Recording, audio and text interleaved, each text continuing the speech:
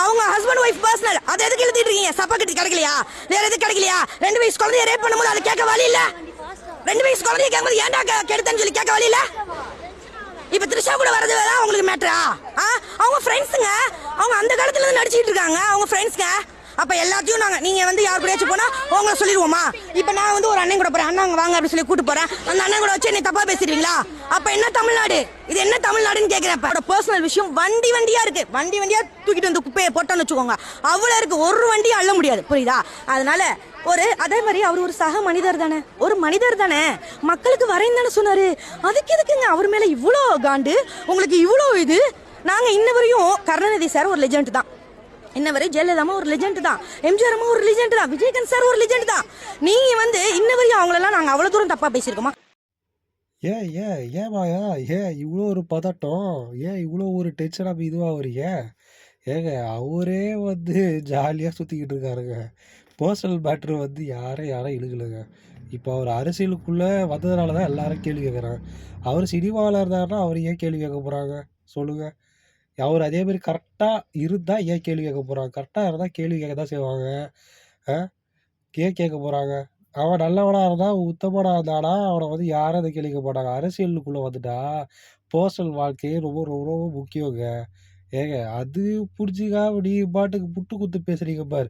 ஏன் ஒரு காலத்துல கலைஞர பத்தி பேசாத பேச்சா? கலைஞர பத்தி எவ்வளோ கிளி கிளி கிழிச்சீங்க. அத்தனை பொண்டாட்டி வச்சுக்கிறாரு, இத்தனை பொண்டாட்டி வச்சுக்கிறாரு. ஏன் அவர் வந்து அரசியலுக்குள்ள வந்து குடும்பத்த கொண்டு வராரு. அதெல்லாம் பர்சனல் கிடையாதா? அப்புறம் சீமான இழுத்தீங்க. சீமான் பொண்டாட்டி கூட சண்டை, அது இதுன்னு சொல்லி அவத இழுத்தீங்க.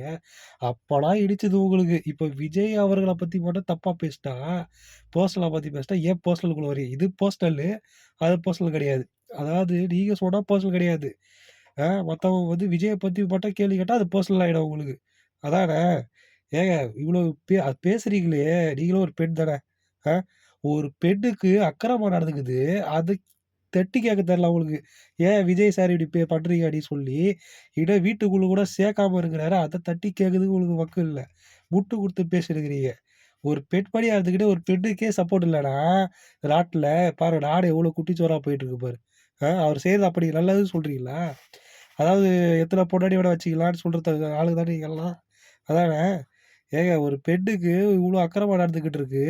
அ இதே இது உங்க புருஷனோ, இல்ல உங்களோட தம்பிக்கு இந்த மாரி நடந்ததுன்னா, தம்பி இந்த மாரி பண்ணிட்டு இருக்காங்க ஒரு பொண்ணுக்கு அப்டின்னா, நீ சும்மா விட்டுப்பீங்களா? இல்ல உங்க புருஷன் இந்த மாரி ஒரு 10 பேர வச்சுட்டு சுத்தி இருந்தாருன்னா ஒத்துப்பீங்களா? இவ்ளோ முட்டு குத்து பேசுறீங்களே! பர்சனல் சொல்ட்டு. இதெல்லாம் பர்சனல் கிடையாதுங்க. அரசியல்வாதி, அரசியலுக்கு வர்றவன் சிஎம் ஆகணும்னா, அவன் உத்தமனா இருக்கணும். உத்தமனா பர்சனல் வாழ்க்கையில இல்லன்னா, அப்ப எப்படி அவன் சிஎம்மா இருக்க முடியும்? அப்புறம் இன்னொரு விஷயம் வேற சொல்லியிருக்கிறீங்க. என்னன்னா, இத மாரி அவருக்கு வந்து ஏன் இவ்ளோ ஒரு வன்மத்த இது பண்றீங்க? அவருக்கு மட்டும் தானா? அப்படி அவரு வந்ததுனால ஏன் இப்படி பண்றீங்க? அப்படி கேட்குறீங்க. ஏங்க, நீங்க எவ்ளோ ஒரு சிஎம்ம போட்டு எவ்ளோ கேவலமா பேசுறீங்க. ஒரு சிஎம் அதாவது தமிழ்நாட்டோட இப்ப சிஎம் அவரு. அவர எவ்ளோ கேவலமா வாடா, போடான்றீங்க. எவ்ளோ அசிங்கமா திட்டுறீங்க. சிஎம்க்கு குடுக்க வேண்டிய மரியாதைய குடுக்குறீங்க. உங்க தலைவர் முதல்ல வரப்போது சிஎம்க்கு கூட மரியாதை குடுக்கல. அப்புறம் எல்லாரும் கேள்வி கேட்டதுக்கு அப்புறம் தான் சிஎம் சார் நக்கலா பேசிக்கிட்டு இருக்காரு. அ இதுதான் வந்து உங்களுக்கு தெரியல. அவன் யோகியனா இருந்தானா அவனுக்கு ஏங்க பிரச்சனை வராம இருக்குது? அ அவன் யோகியா இருந்தானா இல்லாததால பிரச்சனைகள் அவன தேடி வருது. இதுக்கும் சிஎம்க்கு என்னங்க சம்மந்தம் இருக்குது? ஒருத்தன் வந்து பாத்ரூம் போனானா ரோட்ல அதுக்கு வந்து சிஎம் தான் பொறுப்பாவாரா? எல்லாத்துக்கும் சிஎம் சிஎம் போடுறீங்களே! என்னங்க இது?